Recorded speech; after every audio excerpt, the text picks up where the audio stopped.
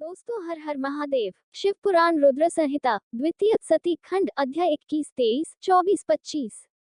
सती का प्रश्न तथा उसके उत्तर में भगवान शिव द्वारा ज्ञान एवं नवधा भक्ति के स्वरूप का विव कैलाश तथा हिमालय पर्वत पर श्री शिव और सती के विविध विहारों का विस्तार पूर्वक वर्णन करने के पश्चात ब्रह्मा जी ने कहा, मुने, एक दिन की बात है, देवी सती एकांत में भगवान शंकर से मिली और उन्हें भक्तिपूर्वक प्रणाम करके दोनों हाथ जोड़ खड़ी हो गईं। प्रभु शंकर को पूर्ण प्रसन्न जान नमस्कार करके विनीत भाव से खड़ी हुई दक्ष कुमारी सती भक्तिभाव से अंजलि बांधे बोली। सती ने कहा, देव देव महादेव, करुणा सागर, प्रभो, दीनोद्धार परायण, मुझ पर कृपा कीजिए। आप परम पुरुष हैं, सबके स्वामी हैं, रजोगुण, सत्वगुण और तमोगुण से परे हैं, निर्गुण भी हैं, सगुण भी हैं, सबके साक्षी, निर्विकार और महाप्रभु हैं। हर मैं धन्य हूँ जो आपकी कामिनी और आपके साथ सुंदर विहार करने वाली आपकी प्रिया हुई। आप अपनी भक्तवत्सलता से ही प्रेरित होकर मेरे पति हुए हैं। नाथ, मैंने बहुत वर्षों तक आपके साथ विहार किया है। महेशान, इससे मैं बहुत संतुष्ट हुई हूँ और अब मेरा मन उधर से हट गया है। देवेश्वर हर, अब तो मैं उस परम तत्व का ज्ञान प्राप्त करना चाहती हूँ जो निरतिशय सुख प्रदान करने वाला है तथा जिसके द्वारा जीव संसार दैक से अनायास ही उद्धार पा सकता है। नाथ, जिस कर्म का अनुष्ठान करके विषयी जीव भी परम पद को प्राप्त कर ले और संसार बंधन में न बंधे, उसे आप बताइए, मुझ पर कृपा कीजिए। ब्रह्मा जी कहते हैं, मुने, इस प्रकार आदिशक्ति महेश्वरी सती ने केवल जीवों के उद्धार के लिए जब उत्तम भक्तिभाव के साथ भगवान शंकर से प्रश्न किया, तब उनके उस प्रश्न को सुनकर स्वेच्छा से शरीर धारण करने वाले तथा योग के द्वारा भोग से विरक्त चित्त वाले स्वामी शिव ने अत्यंत प्रसन्न होकर सती से इस प्रकार कहा। शिव बोले, देवी दक्षनंदिनी महेश्वरी, सुनो, मैं उसी परम तत्व का वर्णन करता हूँ जिससे वासनाबद्ध जीव तत्काल मुक्त हो सकता है। परमेश्वरी, तुम विज्ञान को परम तत्व जानो। विज्ञान वह है जिसके उदय होने पर मैं ब्रह्म हूँ ऐसा दृढ़ निश्चय हो जाता है। ब्रह्म के सिवा दूसरी किसी वस्तु का स्मरण नहीं रहता तथा उस विज्ञानी पुरुष की बुद्धि सर्वथा शुद्ध हो जाती है। प्रिय, वह विज्ञान दुर्लभ है। इस त्रिलोकी में उसका ज्ञाता कोई विरला ही होता है। वह जो और जैसा भी है, सदा मेरा स्वरूप ही है, साक्षात प्रातपर ब्रह्म है। उस विज्ञान की माता है मेरी भक्ति, जो भोग और मोक्ष रूप फल प्रदान करने वाली है। वह मेरी कृपा से सुलभ होती है। भक्ति 9 प्रकार की बताई गई है। सती, भक्ति और ज्ञान में कोई भेद नहीं है। भक्त और ज्ञानी दोनों को ही सदा सुख प्राप्त होता है। जो भक्ति का विरोधी है, उसे ज्ञान की प्राप्ति नहीं ही होती। देवी, मैं सदा भक्त के अधीन रहता हूँ और भक्ति के प्रभाव से जाते ही नीच मनुष्यों के घरों में भी चला जाता हूँ, इसमें संशय नहीं है। भक्तो ज्ञाने न भेदो ही तत्कर्तु सर्वदा सुखम। विज्ञान न भवत्येव सति भक्ति विरोधिनः। भक्ताधीनः सदाहं वै तत्प्रभावाद ग्रहेष्वपि। नीचा न जाते ही न यामी देवी न संशय। शिव पुराण रुद्र संहिता 16-17 सती। वह भक्ति 2 प्रकार की है, सगुना और निर्गुणा। जो वैदिक शास्त्र विधि से प्रेरित और स्वाभाविकी हृदय के सहज अनुराग से प्रेरित भक्ति होती है, वह श्रेष्ठ है तथा इससे भिन्न जो कामनामूलक भक्ति होती है, वह निम्न कोटि की मानी गई है। पूर्वोक्त सगुना और निर्गुणा ये दोनों प्रकार की भक्तियां नैष्ठिकी और अनैष्ठिकी के भेद से 2 भेद वाली हो जाती हैं। नैष्ठिकी भक्ति 6 प्रकार की जाननी चाहिए और अनैष्ठिकी एक ही प्रकार की कही गई है। विद्वान पुरुष विहिता और अविहिता आदि भेद से उसे अनेक प्रकार की मानते हैं। इस द्विविध भक्तियों के बहुत से भेद प्रभेद होने के कारण इनके तत्व का अन्यत्र वर्णन किया गया है। प्रिय, मुनियों ने सगुना और निर्गुणा दोनों भक्तियों के 9 अंग बताए हैं। दक्षनंदिनी, मैं उन 9 अंगों का वर्णन करता हूँ, तुम प्रेम से सुनो। देवी, श्रवण, कीर्तन, स्मरण, सेवन, दास्य, अर्चन, सदा मेरा वंदन, सख्य और आत्मसमर्पण ये विद्वानों ने भक्ति के 9 अंग माने हैं। श्रवण, कीर्तन, जाप, स्मरण, सेवन तथा दास्यम तथार्चन देवी वंदन मम सर्वदा। सख्यमात्मापन चेति नवांगानी विदुर्बुधा। शिवे, भक्ति के उपांग भी बहुत से बताए गए हैं। देवी, अब तुम मन लगाकर मेरी भक्ति के पूर्वोक्त 9 अंगों के पृथक पृथक लक्षण सुनो। वे लक्षण भोग तथा मोक्ष प्रदान करने वाले हैं। जो स्थिर आसन से बैठकर तन मन आदि से मेरी कथा कीर्तन आदि का नित्य सम्मान करता हुआ प्रसन्नता पूर्वक अपने श्रवण पुटों से उसके अमृतोपम रस का पान करता है, उसके इस साधन को श्रवण कहते हैं। जो हृदयाकाश के द्वारा मेरे दिव्य जन्म कर्मों का चिंतन करता हुआ प्रेम से वाणी द्वारा उनका उच्च स्वर से उच्चारण करता है, उसके इस भजन साधन को कीर्तन कहते हैं। देवी, मुझ नित्य महेश्वर को सदा और सर्वत्र व्यापक जानकर जो संसार में निरंतर निर्भय रहता है, उसी को स्मरण कहा गया है। अरुणोदय से लेकर हर समय सेव्य की अनुकूलता का ध्यान रखते हुए हृदय और इंद्रियों से जो निरंतर सेवा की जाती है, वही सेवन नामक भक्ति है। अपने को प्रभु का किंकर समझकर हृदयामृत के भोग से स्वामी का सदा प्रिय संपादन करना दास्य कहा गया है। अपने धन वैभव के अनुसार शास्त्रीय विधि से मुक्त परमात्मा को सदा पाद्य आदि 16 उपचारों का जो समर्पण करना है, उसे अर्चन कहते हैं। मन से ध्यान और वाणी से वंदनात्मक मंत्रों के उच्चारण पूर्वक 8 अंगों से भूतल का स्पर्श करते हुए जो इष्टदेव को नमस्कार किया जाता है, उसे वंदन कहते हैं। ईश्वर मंगल या अमंगल जो कुछ भी करता है, वह सब मेरे मंगल के लिए ही है, ऐसा दृढ़ विश्वास रखना सख्य भक्ति का लक्षण है।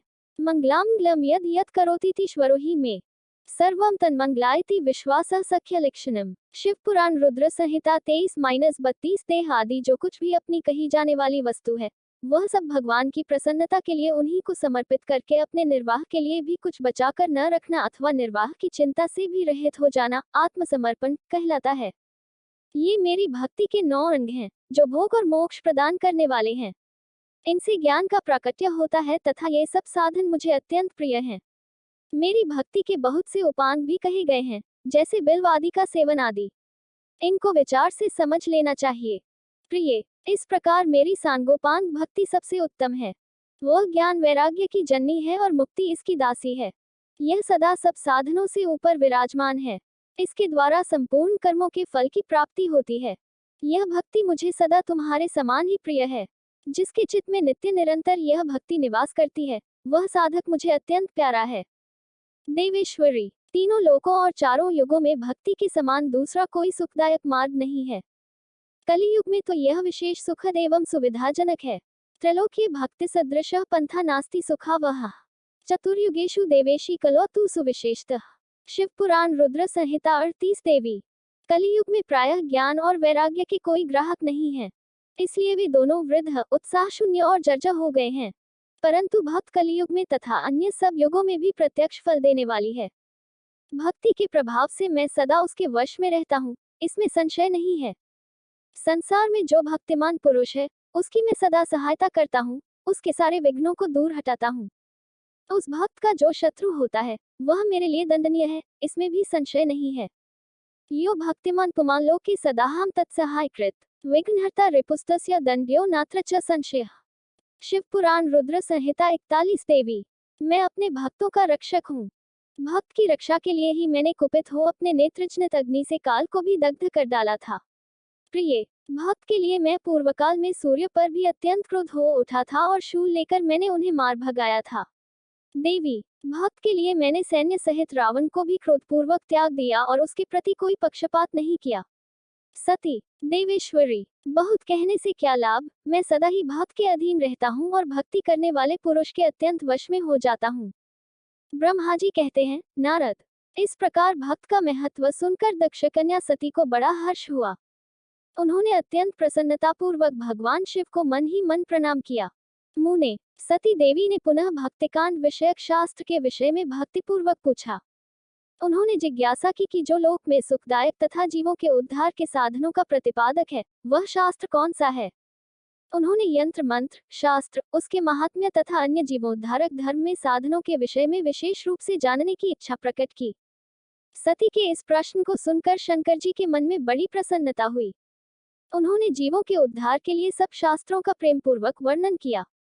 महेश्वर ने 5 अंगों से तंत्र शास्त्र, यंत्र शास्त्र तथा भिन्न भिन्न देवेश्वरों की महिमा का वर्णन किया। मुनीश्वर, इतिहास कथा सहित उन देवताओं के भक्तों की महिमा का, वर्णाश्रम धर्मों का तथा राजधर्मों का भी निरूपण किया। पुत्र और स्त्री के धर्म की महिमा का, कभी नष्ट न होने वाले वर्णाश्रम धर्म का और जीवों को सुख देने वाले वैदिक शास्त्र तथा ज्योतिष शास्त्र का भी वर्णन किया। महेश्वर ने कृपा करके उत्तम सामुद्रिक शास्त्र का तत्वतः वर्णन किया। इस प्रकार लोकोपकार करने के लिए सद्गुण संपन्न शरीर धारण करने वाले, त्रिलोक सुखदायक और सर्वज्ञ सती शिव हिमालय के कैलाश शिखर पर तथा अन्य स्थानों में नाना प्रकार की लीलाएं करते थे। ये दोनों दंपति साक्षात परब्रह्म स्वरूप हैं। शिव पुराण रुद्र संहिता द्वितीय सती खंड अध्याय 24। दंडकारण्य में शिव को श्रीराम के प्रति मस्तक झुकाते देख सती का मोह तथा शिव की आज्ञा से उनके द्वारा श्रीराम की परीक्षा। नारद जी बोले, विधे, प्रजानाथ, महाप्रज्ञ, दयानिधे, आपने शंकर तथा देवी सती के मंगलकारी सुयश का श्रवण कराया है।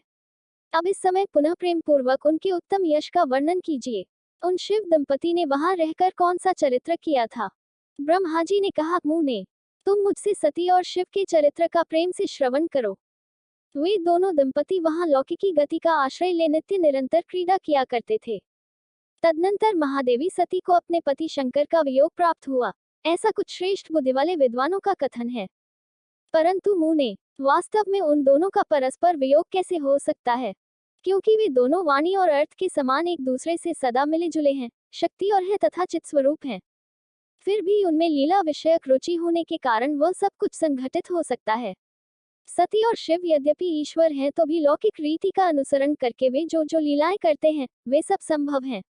दक्ष कन्या सती ने जब देखा कि मेरे पति ने मुझे त्याग दिया है, तब वे अपने पिता दक्ष के यज्ञ में गईं और वहां शंकर का अनादर देख उन्होंने अपने शरीर को त्याग दिया।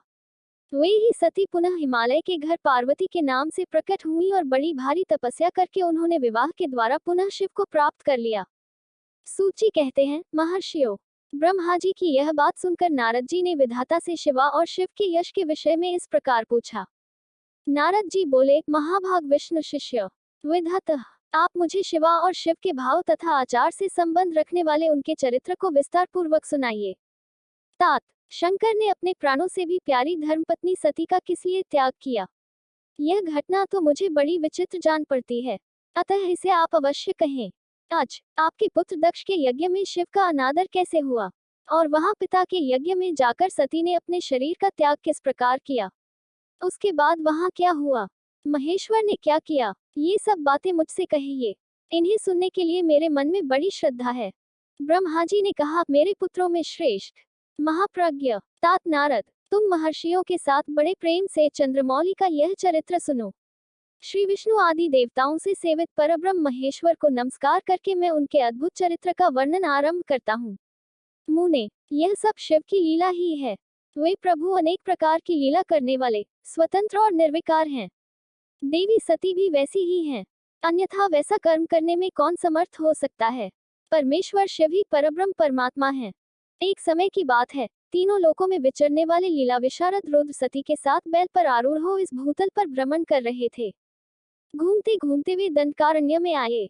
वहां उन्होंने लक्ष्मण सहित श्रीराम को देखा, जो रावण द्वारा छलपूर्वक हरी गई अपनी प्यारी पत्नी सीता की खोज कर रहे थे। वे, हाँ सीते, ऐसा उच्च स्वर से पुकारते, जहां तहां देखते और बारंबार रोते थे। उनके मन में विरह का आवेश छा गया था। सूर्यवंश में उत्पन्न वीर भूपाल दशरथ नंदन भरताग्रज श्री राम आनंद रहित हो लक्ष्मण के साथ वन में भ्रमण कर रहे थे और उनकी कांति फीकी पड़ गई थी। उस समय उदारचेता पूर्ण काम शंकर ने बड़ी प्रसन्नता के साथ उन्हें प्रणाम किया और जय जयकार करके वे दूसरी ओर चल दिए। भक्तवत्सल शंकर ने उस वन में श्री राम के सामने अपने को प्रकट नहीं किया। शिव की मोह में डालने वाली ऐसी लीला देख सती को बड़ा विस्मय हुआ। वे उनकी माया से मोहित हो उनसे इस प्रकार बोली। सती ने कहा, देवदेव सर्वेश, परब्रह्म परमेश्वर, ब्रह्मा विष्णु आदि सब देवता आपकी ही सदा सेवा करते हैं। आप ही सबके द्वारा प्रणाम करने योग्य हैं। सबको आपका ही सर्वदा सेवन और ध्यान करना चाहिए। वेदांत शास्त्र के द्वारा यत्न पूर्वक जानने योग्य निर्विकार परम प्रभु आप ही हैं। नाथ, ये दोनों पुरुष कौन हैं? इनकी आकृति विरह व्यथा से व्याकुल दिखाई देती है। ये दोनों धनुर्धर वीर वन में विचरते हुए क्लेश के भागी और दीन हो रहे हैं। इनमें जो ज्येष्ठ है, उसकी अंकोंती नीलकमल के समान श्याम है। उसे देखकर किस कारण से आप आनंद विभोर हो उठे थे? आपका चित्त क्यों अत्यंत प्रसन्न हो गया था? आप इस समय भक्त के समान विनम्र क्यों हो गए थे? कल्याणकारी शिव, आप मेरे संशय को सुने। प्रभो, सेव्य स्वामी अपने सेवक को प्रणाम करे, यह उचित नहीं जान पड़ता। ब्रह्मा जी कहते हैं, नारद, कल्याणमयी परमेश्वरी आदिशक्ति सती देवी ने शिव की माया के वशीभूत होकर जब शिव से इस प्रकार प्रश्न किया, तब सती की वह बात सुनकर लीला विशारद परमेश्वर शंकर हंसकर उनसे इस प्रकार बोले। परमेश्वर ने कहा, देवी सुनो, मैं प्रसन्नतापूर्वक यथार्थ बात कहता हूँ, इसमें छल नहीं है। वरदान के प्रभाव से ही मैंने इन्हें आदरपूर्वक प्रणाम किया है। प्रिय, ये दोनों भाई वीरों द्वारा सम्मानित हैं। इनके नाम हैं श्री राम और लक्ष्मण। इनका प्राकट्य सूर्यवंश में हुआ है। ये दोनों राजा दशरथ के पुत्र हैं। इनमें जो गोरे रंग के छोटे बंधु हैं, वे शेष के अंश हैं। उनका नाम लक्ष्मण है। इनके बड़े भैया का नाम श्री राम है। इनके रूप में विष्णु ही अपने संपूर्ण अंश से प्रकट हुए हैं। उपद्रव इनसे दूर ही रहते हैं। ये साधु पुरुषों की रक्षा और हम लोगों के कल्याण के लिए इस पृथ्वी पर अवतीर्ण हुए हैं। ऐसा कहकर सृष्टिकर्ता शंभु चुप हो गए। शिव की ऐसी बात सुनकर भी सती के मन को इस पर विश्वास नहीं हुआ।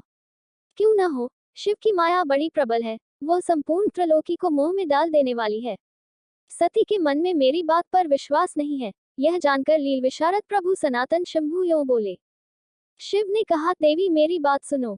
यदि तुम्हारे मन में मेरे कथन पर विश्वास नहीं है तो तुम वहां जाकर अपनी ही बुद्धि से श्री राम की परीक्षा कर लो। प्यारी सती, जिस प्रकार तुम्हारा मोह या भ्रम नष्ट हो जाए वह करो। तुम वहां जाकर परीक्षा करो। तब तक मैं इस बरगद के नीचे खड़ा हूँ। ब्रह्मा जी कहते हैं, नारद। शिव की आज्ञा से ईश्वरी सती वहां गई और मन ही मन यह सोचने लगी कि मैं वंचारी राम की कैसे परीक्षा करूं। अच्छा, मैं सीता का रूप धारण करके राम के पास चलूं। यदि राम विष्णु हैं, तब तो सब कुछ जान लेंगे, अन्यथा वे मुझे नहीं पहचानेंगे। ऐसा विचार सती सीता बनकर श्री राम के समीप उनकी परीक्षा लेने के लिए गई। वास्तव में वे मोह में पड़ गई थी। सती को सीता के रूप में सामने आई देख शिव शिव का जप करते हुए रघुकुल नंदन श्री राम सब कुछ जान गए और हंसते हुए उन्हें नमस्कार करके बोले। श्री राम ने पूछा, सती जी, आपको नमस्कार है। आप प्रेम पूर्वक बताएं, शंभु कहाँ गए हैं? आप पति के बिना अकेली ही इस वन में क्यों कर आई? देवी, आपने अपना रूप त्याग कर किस लिए यह नूतन रूप धारण किया है? मुझ पर कृपा करके इसका कारण बताइए। श्री रामचंद्र जी की यह बात सुनकर सती उस समय आश्चर्यचकित हो गईं। वे शिवजी की कही हुई बात का स्मरण करके और उसे यथार्थ समझकर बहुत लज्जित हुईं। श्री राम को साक्षात विष्णु जान अपने रूप को प्रकट करके मन ही मन भगवान शिव के चरणारविंदों का चिंतन कर प्रसन्नचित हुई सती उनसे इस तरह बोली, रघुनंदन, स्वतंत्र परमेश्वर शिव मेरे तथा अपने पार्षदों के साथ पृथ्वी पर भ्रमण करते हुए इस वन में आ गए थे। यहाँ उन्होंने सीता की खोज में लगे हुए लक्ष्मण सहित तुमको देखा। उस समय सीता के लिए तुम्हारे मन में बड़ा क्लेश था और तुम विरह शोक से पीड़ित दिखाई देते थे। उस अवस्था में तुम्हें प्रणाम करके वे चले गए और उस वटवृक्ष के नीचे अभी खड़े ही हैं। शिव बड़े आनंद के साथ तुम्हारे वैष्णव रूप की उत्कृष्ट महिमा का गान कर रहे थे। यद्यपि उन्होंने तुम्हें चतुर्भुज विष्णु के रूप में नहीं देखा तो भी तुम्हारा दर्शन करते ही वे आनंद विभोर हो गए। इस निर्मल रूप की ओर देखते हुए उन्हें बड़ा आनंद प्राप्त हुआ। इस विषय में मेरे पूछने पर शंभु ने जो बात कही, उसे सुनकर मेरे मन में भ्रम उत्पन्न हो गया। अतः राघवेंद्र, मैंने उनकी आज्ञा लेकर तुम्हारी परीक्षा की है। श्री राम, अब मुझे ज्ञात हो गया कि तुम विष्णु हो। तुम्हारी सारी प्रभुता मैंने अपनी आंखों देख ली। अब मेरा संशय दूर हो गया तो भी महामते, तुम मेरी बात सुनो। मेरे सामने यह सच सच बताओ कि तुम शिव के भी वंदनीय कैसे हो गए। मेरे मन में यही एक संदेह है, इसे निकाल दो और शीघ्र ही मुझे पूर्ण शांति प्रदान करो। सती का यह वचन सुनकर श्री राम के नेत्र प्रफुल्ल कमल के समान खिल उठे। उन्होंने मन ही मन अपने प्रभु शिव का स्मरण किया। इससे उनके हृदय में प्रेम की बाढ़ आ गई। मुने, आज्ञा न होने के कारण वे सती के साथ शिव के निकट नहीं गए तथा मन ही मन उनकी महिमा का वर्णन करके श्री रघुनाथ जी ने सती से कहना प्रारंभ किया। शिव पुराण रुद्र संहिता द्वितीय सती खंड अध्याय 25। श्री शिव के द्वारा गोलोक धाम में श्री विष्णु का गोपेश के पद पर अभिषेक तथा उनके प्रति प्रणाम का प्रसंग सुनाकर श्री राम का सती के मन का संदेह दूर करना, सती का शिव के द्वारा मानसिक त्याग। श्री राम बोले, देवी, प्राचीन काल में एक समय परम सृष्टा शंभु ने अपने परात्पर धाम में विश्वकर्मा को बुलाकर उनके द्वारा अपनी गौशाला में एक रमणीय भवन बनवाया, जो बहुत ही विस्तृत था। उसमें एक श्रेष्ठ सिंहासन का भी निर्माण कराया। उस सिंहासन पर शंकर ने विश्वकर्मा द्वारा एक छत्र बनवाया, जो बहुत ही दिव्य, सदा के लिए अद्भुत और परम उत्तम था। उन्होंने सब ओर से इंद्र आदि देवगणों, सिद्धों, गंधर्वों, नागादि को तथा संपूर्ण उपदेवों को भी शीघ्र वहां बुलवाया। समस्त वेदों और आगमों को, पुत्रों सहित ब्रह्मा जी को, मुनियों को तथा अप्सराओं सहित समस्त देवियों को, जो नाना प्रकार की वस्तुओं से संपन्न थी, आमंत्रित किया। इनके सिवा देवताओं, ऋषियों, सिद्धों और नागों की 16 कन्याओं को भी बुलवाया, जिनके हाथों में मांगलिक वस्तुएं थीं। मुने, वीणा, मृदंग आदि नाना प्रकार के वाद्यों को बजवाकर सुंदर गीतों द्वारा उत्सव रचाया। संपूर्ण औषधियों के साथ राज्याभिषेक के योग्य द्रव्य एकत्र किए गए। प्रत्यक्ष तीर्थों के जलों से भरे हुए 5 कलश भी मंगवाए गए। इनके सिवा और भी बहुत सी दिव्य सामग्रियों को शंकर ने अपने पार्षदों द्वारा मंगवाया और वहां उच्च स्वर से वेद मंत्रों का घोष करवाया। देवी विष्णु की पूर्ण भक्ति से महेश्वर देव सदा प्रसन्न रहते थे, इसलिए उन्होंने प्रीतियुक्त हृदय से श्रीहरि को वैकुंठ से बुलवाया और शुभ मुहूर्त में श्रीहरि को श्रेष्ठ सिंहासन पर बिठाकर महादेव जी ने स्वयं ही प्रेम पूर्वक उन्हें सब प्रकार के आभूषणों से विभूषित किया। उनके मस्तक पर मनोहर मुकुट बांधा गया और उनसे मंगल कौतुक कराए गए। यह सब हो जाने के बाद महेश्वर ने स्वयं ब्रह्मांड मंडप में श्रीहरि का अभिषेक किया और उन्हें अपना वह सारा ऐश्वर्य प्रदान किया जो दूसरों के पास नहीं था।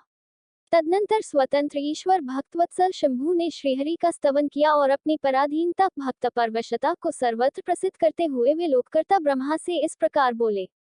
महेश्वर ने कहा, लोकेश, आज से मेरी आज्ञा के अनुसार ये विष्णु हरि स्वयं मेरे वंदनीय हो गए।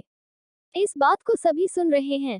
तात, तुम संपूर्ण देवता आदि के साथ इन श्रीहरि को प्रणाम करो और ये वेद मेरी आज्ञा से मेरी ही तरह इन श्रीहरि का वर्णन करें। श्री रामचंद्र जी कहते हैं, देवी विष्णु की शिव भक्ति देखकर प्रसन्नचित हुए वरदायक भक्तवत्सल रुद्रदेव ने उपर्युक्त बात कहकर स्वयं ही श्री गरुड़ध्वज को प्रणाम किया। तदनंतर ब्रह्मा आदि देवताओं, मुनियों और सिद्ध आदि ने भी उस समय श्रीहरि की वंदना की। इसके बाद अत्यंत प्रसन्न हुए भक्तवत्सल महेश्वर ने देवताओं के समक्ष श्रीहरि को बड़े बड़े वर प्रदान किए। महेश बोले, खरे तुम मेरी आज्ञा से संपूर्ण लोकों के कर्ता, पालक और संहारक हो। धर्म, अर्थ और काम के दाता तथा दुर्नीति अथवा अन्याय करने वाले दुष्टों को दंड देने वाले हो। बल पराक्रम से संपन्न, जगत पूज्य जगदीश्वर बने रहो। सम्राटगण में तुम कहीं भी जीते नहीं जा सकोगे, मुझसे भी तुम कभी पराजित नहीं होगे। तुम मुझसे मेरी दी हुई 3 प्रकार की शक्तियां ग्रहण करो। एक तो इच्छा आदि की सिद्धि, दूसरी नाना प्रकार की लीलाओं को प्रकट करने की शक्ति और तीसरी तीनों लोकों में नित्य स्वतंत्रता। हरे, जो तुमसे द्वेष करने वाले हैं वे निश्चय ही मेरे द्वारा प्रयत्न पूर्वक दंडनीय होंगे। विष्णु, मैं तुम्हारे भक्तों को उत्तम मोक्ष प्रदान करूंगा। तुम इस माया को भी ग्रहण करो जिसका निवारण करना देवता आदि के लिए भी कठिन है तथा जिससे मोहित होने पर यह विश्व जडरूप हो जाएगा। हरे, तुम मेरी बाईं भुजा हो और विधाता दाहिनी भुजा हैं। तुम इन विधाता के भी उत्पादक और पालक होगे। मेरा हृदय रूप जो रुद्र है वही मैं हूँ, इसमें संशय नहीं है। वह रुद्र तुम्हारा और ब्रह्मा आदि देवताओं का भी निश्चय ही पूज्य है। तुम यहाँ रहकर विशेष रूप से संपूर्ण का पालन करो। नाना प्रकार की लीलाएं करने वाले विभिन्न अवतारों द्वारा सदा सबकी रक्षा करते रहो। मेरे चिन्मय धाम में तुम्हारा जो यह परम वैभवशाली और अत्यंत उज्जवल स्थान है वह गोलोक नाम से विख्यात होगा। हरे, भूतल पर जो तुम्हारे अवतार होंगे वे सबके रक्षक और मेरे भक्त होंगे। मैं उनका अवश्य दर्शन करूंगा। वे मेरे वर से सदा प्रसन्न रहेंगे। श्री रामचंद्र जी कहते हैं, देवी इस प्रकार श्रीहरि को अपना अखंड ऐश्वर्य सौंपकर हर स्वयं कैलाश पर्वत पर रहते हुए अपने पार्षदों के साथ स्वच्छंद क्रीड़ा करते हैं। तभी से लक्ष्मीपति वहां गोपवेश धारण करके आए और गोप गोपी तथा गौओं के अधिपति होकर बड़ी प्रसन्नता के साथ रहने लगे। वे श्री विष्णु प्रसन्नचित हो समस्त की रक्षा करने लगे। वे शिव की आज्ञा से नाना प्रकार के अवतार ग्रहण करके का पालन करते हैं। इस समय वे ही श्रीहरि शंकर की आज्ञा से 4 भाइयों के रूप में अवतीर्ण हुए हैं। उन 4 भाइयों में सबसे बड़ा मैं राम हूँ, दूसरे भरत हैं, तीसरे लक्ष्मण हैं और चौथे भाई शत्रुघ्न हैं। देवी, मैं पिता की आज्ञा से सीता और लक्ष्मण के साथ वन में आया था। यहाँ किसी निशाचर ने मेरी पत्नी सीता को हर लिया है और मैं विरही होकर भाई के साथ इस वन में अपनी प्रिया का अन्वेषण करता हूँ। जब आपका दर्शन प्राप्त हो गया तब सर्वथा मेरा कुशल मंगल ही होगा। माँ सती, आपकी कृपा से ऐसा होने में कोई संदेह नहीं है। देवी, निश्चय ही आपकी ओर से मुझे सीता की प्राप्ति विषयक वर प्राप्त होगा। आपके अनुग्रह से उस दैत्य देने वाले पापी राक्षस को मारकर मैं सीता को अवश्य प्राप्त करूंगा। आज मेरा सौभाग्य है जो आप दोनों ने मुझ पर कृपा की। जिस पर आप दोनों दयालु हो जाएं, वो पुरुष धन्य और श्रेष्ठ है। इस प्रकार बहुत सी बातें कहकर कल्याणमयी सती देवी को प्रणाम करके रघुकुल शिरोमणि श्रीराम उनकी आज्ञा से उस वन में विचरने लगे। पवित्र हृदय वाले श्रीराम की यह बात सुनकर सती मन ही मन शिव भक्तिपरायण रघुनाथ जी की प्रशंसा करती हुई बहुत प्रसन्न हुई, पर अपने कर्म को याद करके उनके मन में बड़ा शोक हुआ। उनकी अनकौंती फीकी पड़ गई। वे उदास होकर शिवजी के पास लौटी। मार्ग में जाती हुई देवी सती बारंबार चिंता करने लगी कि मैंने शिव की बात नहीं मानी और श्रीराम के प्रति कुत्सित बुद्धि कर ली। अब शंकर जी के पास जाकर उन्हें क्या उत्तर दूंगी। इस प्रकार बारंबार विचार करके उन्हें उस समय बड़ा पश्चाताप हुआ। शिव के समीप जाकर सती ने उन्हें मन ही मन प्रणाम किया। उनके मुख पर विषाद छा रहा था। वे शोक से व्याकुल और निस्तेज हो गई थीं। सती को दुखी देख हर ने उनका कुशल समाचार पूछा और प्रेमपूर्वक कहा, तुमने किस प्रकार परीक्षा ली। उनकी यह बात सुनकर सती मस्तक झुकाए उनके पास खड़ी हो गई। उनका मन शोक और विषाद में डूबा हुआ था। महेवर ने ध्यान लगाकर सती का सारा चरित्र जान लिया और उन्हें मन से त्याग दिया। वेद धर्म का प्रतिपालन करने वाले परमेश्वर शिव ने अपनी पहले की हुई प्रतिज्ञा को नष्ट नहीं होने दिया। सती का मन से त्याग करके वे अपने निवासभूत कैलाश पर्वत पर चले गए। मार्ग में महेश्वर और सती को सुनाते हुए आकाशवाणी बोली, परमेश्वर तुम धन्य हो और तुम्हारी यह प्रतिज्ञा भी धन्य है। तीनों लोकों में तुम्हारे जैसा महायोगी और महाप्रभु दूसरा कोई नहीं है। वह आकाशवाणी सुनकर देवी सती की कांति फीकी पड़ गई। उन्होंने शिव से पूछा, नाथ मेरे परमेश्वर, आपने कौन सी प्रतिज्ञा की है, बताइए। सती के इस प्रकार पूछने पर भी उनका हित चाहने वाले प्रभु ने पहले अपने विवाह के विषय में विष्णु के सामने जो प्रतिज्ञा की थी उसे नहीं बताया। मुने, उस समय सती ने अपने प्राणवल्लभ पति शिव का ध्यान करके उस समस्त कारण को जान लिया जिससे उनके प्रियतम ने उन्हें त्याग दिया था। शंभू ने मेरा त्याग कर दिया। इस बात को जानकर दक्षकन्या सती शीघ्र ही अत्यंत शोक में डूब गई और बारंबार सिसकने लगी। सती के मनोभाव को जानकर शिव ने उनके लिए जो प्रतिज्ञा की थी उसे गुप्त ही रखा और वे दूसरी बहुत सी कथाएं कहने लगे। नाना प्रकार की कथाएं कहते हुए वे सती के साथ कैलाश पर जा पहुंचे और श्रेष्ठ आसन पर स्थित हो चित्तवृत्तियों के निरुद्ध पूर्वक समाधि लगा अपने स्वरूप का ध्यान करने लगे। सती मन में अत्यंत विषाद ले अपने उस धाम में रहने लगी। मुने, शिवा और शिव के उस चरित्र को कोई नहीं जानता था। महामुने, स्वेच्छा से शरीर धारण करके लोकलीला का अनुसरण करने वाले उन दोनों प्रभुओं का इस प्रकार वहां रहते हुए दीर्घकाल व्यतीत हो गया। उत्तम लीला करने वाले महादेव जी ने ध्यान तोड़ा। यह जानकर जगदम्बा सती वहां आई और उन्होंने व्यथित हृदय से शिव के चरणों में प्रणाम किया। उदारचिता शंभू ने उन्हें अपने सामने बैठने के लिए आसन दिया और बड़े प्रेम से बहुत सी मनोरम कथाएं कही। उन्होंने वैसी ही लीला करके सती के शोक को तत्काल दूर कर दिया। वे सुखी हो गईं। फिर भी शिव ने अपनी प्रतिज्ञा को नहीं छोड़ा। तात, परमेश्वर शिव के विषय में यह कोई आश्चर्य की बात नहीं समझनी चाहिए। मुने, मुनि लोग शिवा और शिव की ऐसी ही कथा कहते हैं। कुछ मनुष्य उन दोनों में वियोग मानते हैं, परंतु उनमें वियोग कैसे संभव है। शिवा और शिव के चरित्र को वास्तविक रूप से कौन जानता है। वे दोनों सदा अपनी इच्छा से खेलते और भांति भांति की लीलाएं करते हैं। सती और शिव वाणी और अर्थ की भांति एक दूसरे से नित्य संयुक्त हैं। उन दोनों में वियोग होना असंभव है। उनकी इच्छा से ही उनमें लीला वियोग हो सकता है। दोस्तों, अगली वीडियो देखने के लिए आप चैनल सब्सक्राइब जरूर करें और लाइक करें और कमेंट करें। हर हर महादेव।